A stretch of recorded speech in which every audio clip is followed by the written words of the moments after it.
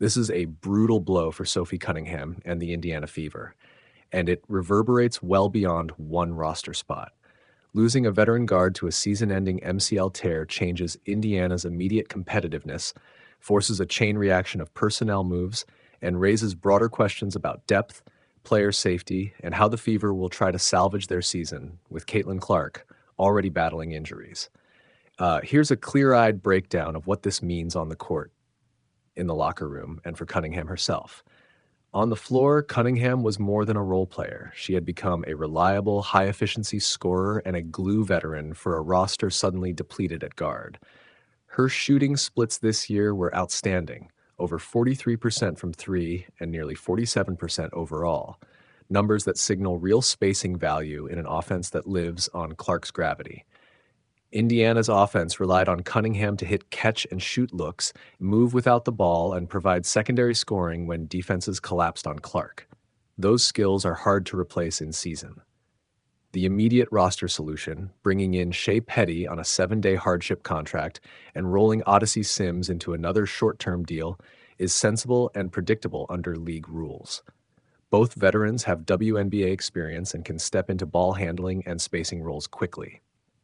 But short-term veteran stopgaps rarely replicate the cumulative value of a player who is clicking at 43% from deep. Expect the Fever's offensive efficiency to dip at least temporarily, and for opposing defenses to dare other role players to make shots instead of shrinking everything to Clark and Cunningham. This development also accelerates Indiana's need to rely on two fragile variables: the return timeline of Caitlin Clark and the play of unsung depth pieces. Clark's recurring muscle issues have already forced the team into hardship mode roster management. If Clark remains limited or sidelined, the Fever must cobble wins with a makeshift backcourt that's now missing one of its best perimeter shooters. The psychological effect matters too. The locker room loses a veteran who was a stabilizing presence and a viral personality who broadened the team's profile. That kind of leadership is hard to quantify but easy to miss in late-game execution. For Cunningham, a torn MCL is a significant injury but not automatically career-ending. Recovery timelines vary based on severity and associated damage. Isolated MCL tears can heal in months with conservative treatment, while complex multi-ligament involvement can be season-ending and career-altering. Given the team's announcement that she's out for the year, the Fever and Cunningham will now focus on surgical and rehabilitation choices that optimize long-term knee stability and her shooting mechanics. Cunningham's reputation, jersey sales, and media profile have surged this season. That public momentum can help with endorsement leverage and post-rehab visibility. But the immediate concern is health and returning to form without shortening her career.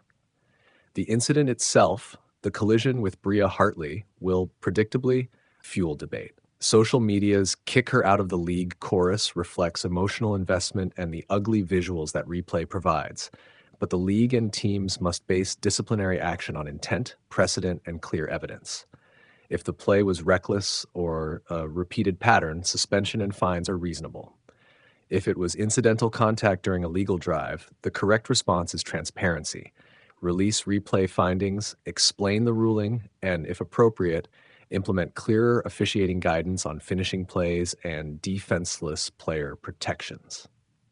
Knee injuries happen in the flow of play. They also expose how little margin there is between a clean contest and a career-impacting collision.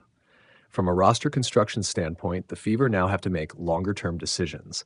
They can cycle hardship signings and 7-day contracts to manage the short term, but if Cunningham's recovery suggests a long absence into the following season, the front office may need to consider a trade, signing a higher-impact veteran, or retooling the offensive scheme to account for decreased shooting depth. Ideally, they'll seek a player who can hit open threes, handle the ball in pick and rolls, and provide seasoned defense, traits Cunningham supplied, rather than a purely stopgap scorer. Strategically, head coach Stephanie White will be tested. She must adjust lineups, redistribute minutes, and design sets that don't overburden the remaining guards.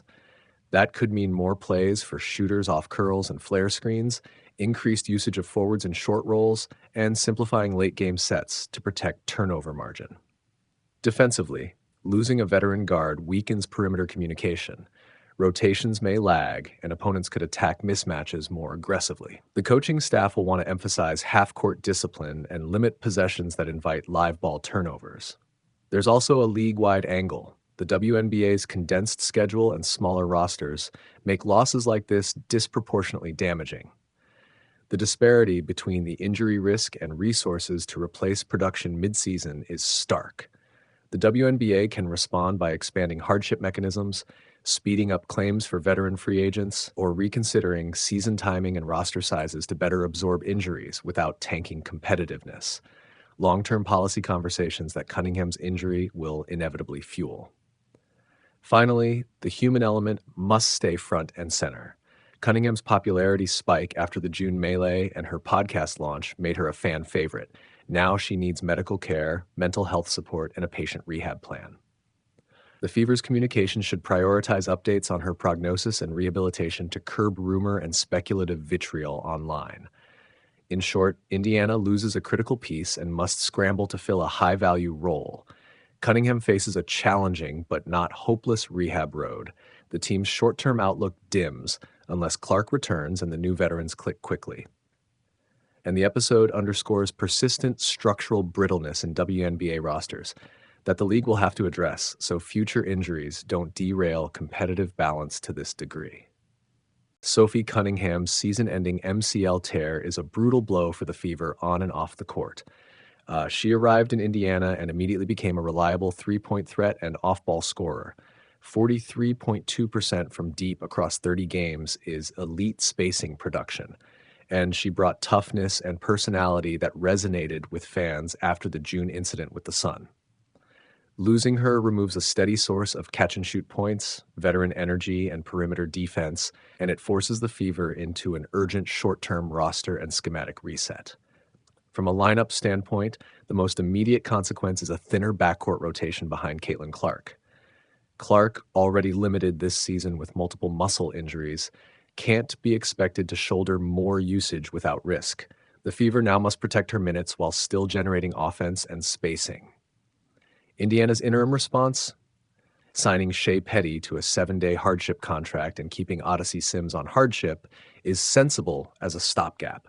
Both are experienced, steady hands who can run an offense and defend, but neither replicates Cunningham's shooting efficiency or the chemistry she built with teammates. So the offense will likely look different.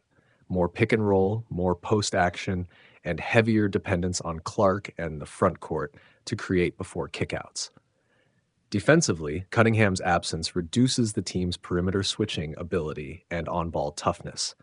Expect Coach Stephanie White to lean more on versatile forwards and to prioritize defensive game plans that mask guard mismatches, zone looks, help side principles, and lineups that allow a forward to hedge or switch smaller ball screeners.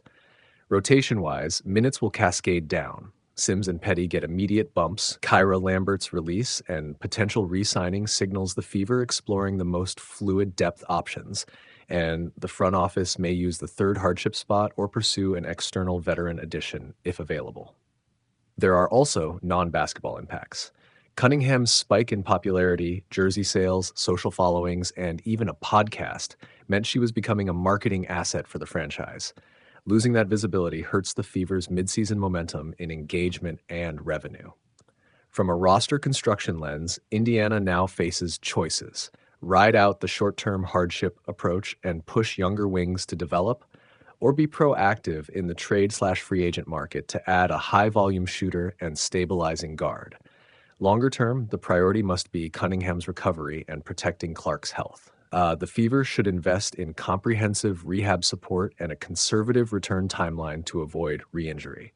On the competitive side, the coaching staff will need to adjust play designs to create easier shot opportunities for replacement guards and involve the front court more in spacing. If the Fever can secure a reliable veteran wing and keep Clark's minutes managed, they can remain competitive.